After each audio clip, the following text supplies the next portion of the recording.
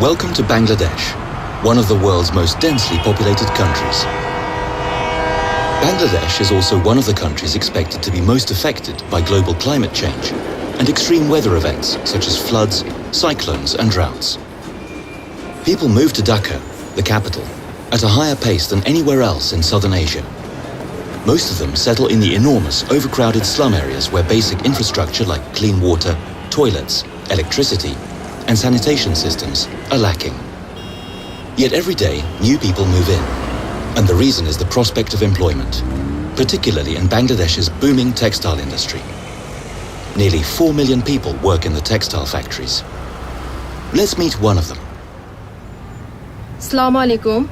Hi, my name is Ruma Akhtar and I work in a textile factory as a sewing machine operator.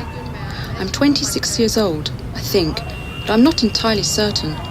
My parents died when I was very small. I live here with my husband and 2 daughters next to the factory about an hour outside Dhaka.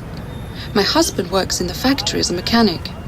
I grew up in an orphanage in northern Bangladesh, but when I was a teenager, around 14, I got to move to Dhaka. I got my first job right away as an assistant in a textile factory. You're now standing in one of Dhaka's textile factories, in the part of the factory where cloth is dyed. There are around 4,500 such factories in Bangladesh, which makes them the largest textile exporter after China. Low production costs make the country exceptionally competitive, but there are serious downsides. Low salaries and bad working conditions are 2 of them, but the industry is also very harmful to the environment. To wash, color, and sew a kilo of cloth requires over 200 liters of fresh water. And to grow cotton to produce a pair of jeans takes over 10,000 liters. Just this factory alone dyes 4 tons of clothes per day, which takes 58 million liters of water. In low-income nations with poor infrastructure, most runoff and drainage water still goes untreated into nature. The factory's drainage mouth, that you see here, is an all too common sight in the area. The global textile industry is responsible for 20% of the world's water pollution. Dyeing is the main culprit, but there is also fireproofing and impregnating. The need and competition for water, dam building that affects the natural course of rivers, and the discharge of wastewater have led to half of the world's freshwater ecosystems disappearing.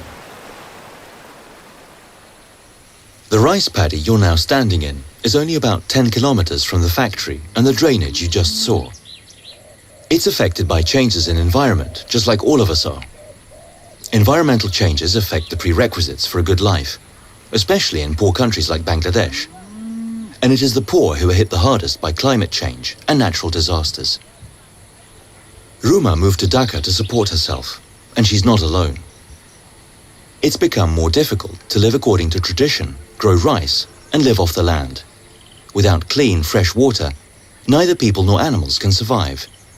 And of course, without clean water, people can't grow safe crops either. That's why it's so important to economize with what water there is and make sure it's treated and purified. This is where we sew the clothes. I work here. Our working week is 6 days long and we work 8 hours a day. Bangladesh is a Muslim country, so we're free on Fridays. But the factory can't afford to be idle and is open day and night. In the evenings and at night, we weave and dye cloth, so many of us work in shifts. I'm very proud of my job here. This is one of the best factories in the country and I have real opportunities for advancement. Having a regular job and earning money gives me the means to help support my family and give my children the childhood I never had. But I've been lucky.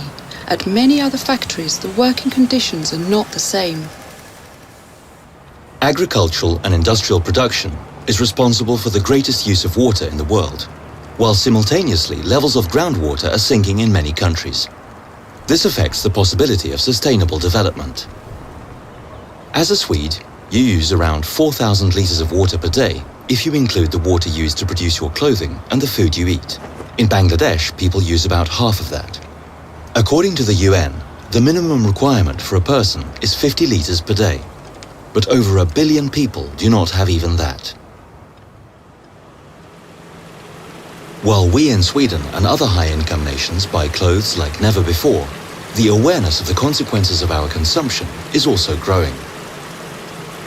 CEDA works together with the Stockholm International Water Institute on a program where over 30 clothing companies cooperate to change the industry.